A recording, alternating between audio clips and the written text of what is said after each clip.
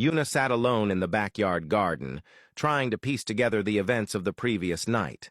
Her memory was fragmented. She remembered flashes of moments, but the entire picture remained unclear. As she sat there, Sonjin walked out of the house and made his way toward her.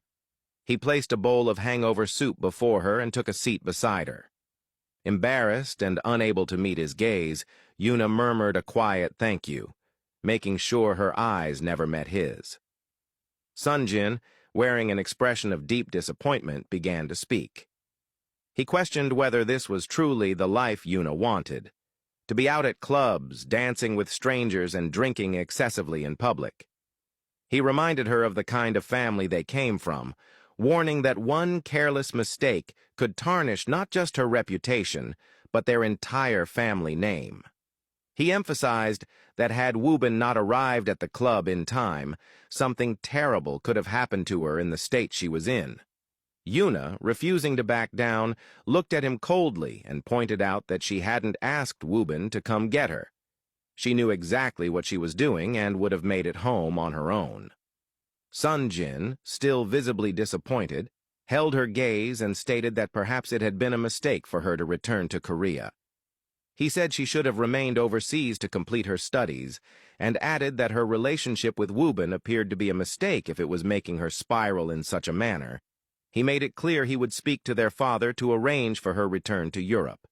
At that, Yuna abruptly stood up, declaring that she was not going anywhere and that Sonjin had no right to dictate the direction of her life. Sonjin, now angry, rose to his feet as well. With a firm voice, he told her that he absolutely had the right to intervene if she was going to behave recklessly and jeopardize everything they stood for. He refused to stand by and watch her become the talk of Seoul and a source of shame across Korea. Moving closer, he reiterated that she would return overseas, and he would make all the necessary arrangements himself. Still upset, Yuna insisted that she couldn't just leave Wubin behind. Sonjin, unrelenting, told her that it was obvious she and Wubin were fundamentally different and not aligned in any way.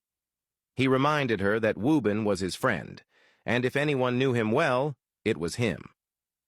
Wubin, he explained, was a straightforward man who valued emotional maturity and simplicity, qualities that Yuna had yet to embody. The little things she did, Sonjin added, were not what Wubin would appreciate in a partner. He stepped even closer and told her she was still young, full of potential, and that she should be focusing on her studies. Love and marriage, he said, would come in time when she met the right person. He reminded her that from the very beginning, he had warned her about Wubin, that he was emotionally closed off and that even he, as his friend, had never been able to fully reach his guarded heart. Yuna stared silently at her brother. After a long pause, she finally broke the silence and accused him of being selfish. She brought up how, when he wanted to be with Minsu, he let nothing and no one stand in his way. Yet now he refused to give her the same chance to fight for her own relationship.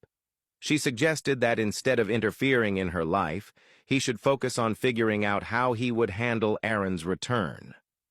At the mention of Aaron, Sonjin froze, the color draining slightly from his face.